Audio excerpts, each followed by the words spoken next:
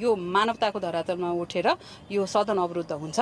उहाँहरूले चाहेको जस्तो राज्यको संयन्त्र प्रयोग गरेर नेपालीहरू बेच्नेलाई केही नगर्ने होइन, अझ के भन्छ यो त सङ्गठित तस्करी हो नि त।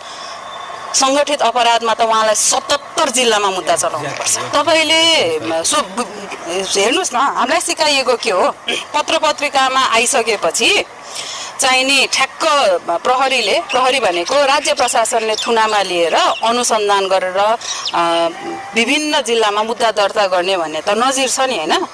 हामीलाई सिकाइएको त त्यही नै हो नि होइन, त्यही नै न्याय हो भनेर हामीलाई सिकाइएको हो नि त। त्यो भने त नेपालको कुन चाहिँ पो जिल्ला होला जसबाट चाहिँ नि हाम्रो यो भिजिट भिसामा नगएको होला त होइन, त्यो भिजिट भिसामा गएको कट त खाएको होला नि त होइन। भनेपछि त ठ्याक्कै होइन हामीलाई जे न्याय हो भनेर सिकाएछ, ल त्यही न्याय देऊ भनेको हामीले पनि, त्यो हाम्रो पनि न्यायको माग हो होइन, पक्राउ गर्नु।